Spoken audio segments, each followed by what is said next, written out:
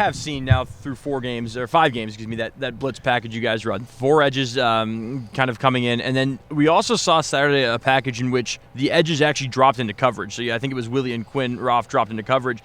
Are those just different schemes you guys try and use to get as much pressure on the quarterback as you can?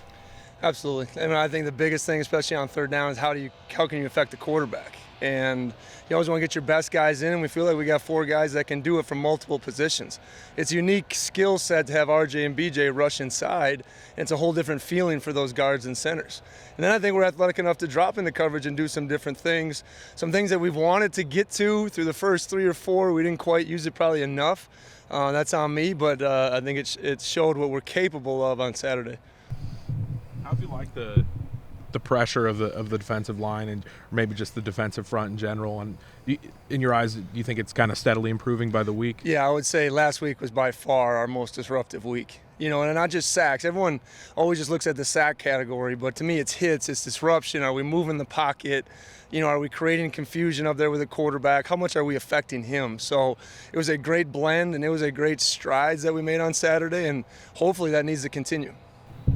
And yeah, I guess against Oregon State, what can you guys not afford to do defensively against them? I guess that's probably a lot of it's going to lie with the defensive front, right? Yeah, absolutely. I mean, I'm going to say this the right way. They do what they do probably better than anybody, and they're not apologetic for it, right? So it's old school run the ball in 5 yards, and you add up a bunch of 5 yards, it equals a lot of first downs.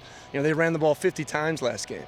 You know, so it's football that I'm familiar with, but our guys aren't familiar with it, right? So it's going to take some physicality. It's going to take some getting them behind the sticks, getting them uncomfortable, getting them into some pass situations we just talked about. But it's got to start up front. And just what we talked about off of practice, you can't practice soft Tuesday and Wednesday and expect to be physical on Saturdays. So I thought it was one of our most physical scout practices that we've had. Almost sometimes I had to go, whoa, right? But our guys, they understand what it's going to take to perform well on Saturday, and it's going to start up front. Can you talk a little bit about what you've seen from Willie Taylor? And gets injured in the first few drives last year, comes back, has a big sack on Saturday. I just mentioned, dropped into coverage. Yeah. What have you seen from his progression? Well, I think he's been one we've been waiting on. And ever since we've been here, we're like, ooh, this one's different, right? So Willie's different. He's got the skill set, the length. He really focused on his body and put up some great size and strength. And there was some rust, even through fall camp, into the first few games. And then on Saturday, once again, to your point, like, he was disruptive. And they're like, that's the Willie Taylor we know and expect. And confidence is such a great thing. And I think he walked away watching that tape knowing, I can do it. I can trust myself. I can play with speed and power. So it's awesome to watch his growth and his confidence level. And I expect it to keep growing and for him to be a disruptor all the way through. Are you worried at all about losing Ron Stone to the running back room?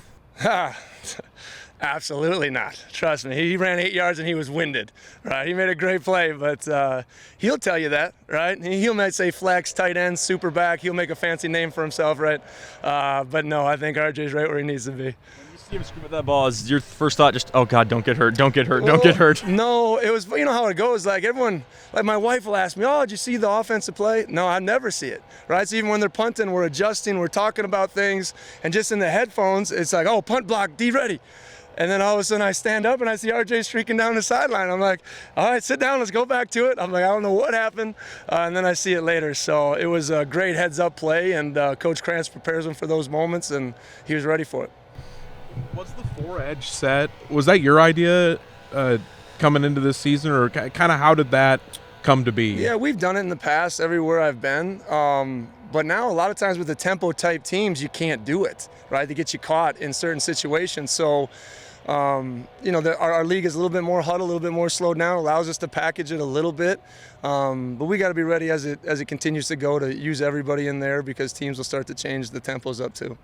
Does the Oregon State game feel like one where, without, I guess, showing your hand as much, but where you feel like you maybe need bigger bodies on the interior? Absolutely.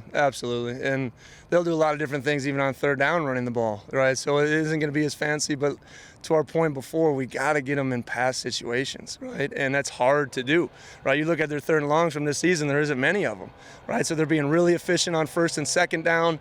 First down will be a huge key on us stopping the run and trying to get them behind the sticks. From just kind of in general from week 1 to this last week. Yeah. Kind of the key progressions the defense has made. Is there anything like maybe a better tackling or anything that kind of really just leaps out at you when you watch film? I think the biggest thing, and I constantly remind people, like that last game was game 9 together, not even a full season, right, in this defense. So I think there's a belief in our guys that's really, really strong. I think the culture is really, really strong. I think our body language and mentality, even through adversity, is really, really strong. So I think our leadership has gotten better, and our tackling has gotten better. You can see that a lot in space. I think our technique up front, and I don't talk about our D tackles a lot, but they're getting better, right? Amir Muhajid, he's really standing out and he's doing great things, and that's where it'll start.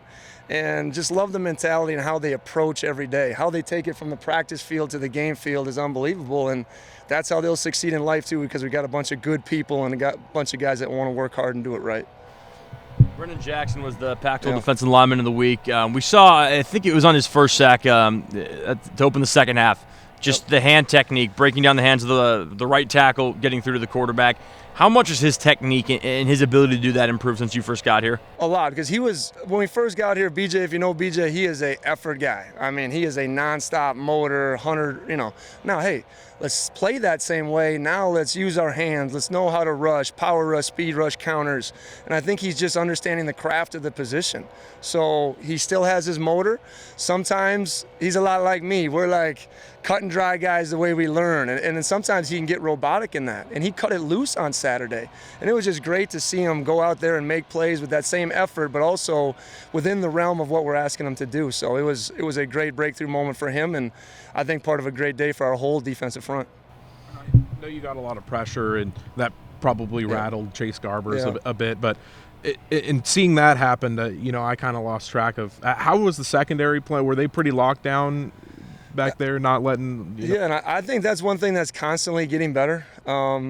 Those guys keep improving. Like George Hicks, he's finally starting to feel comfortable at the position. And that's not an easy transition from corner his whole life to free safety.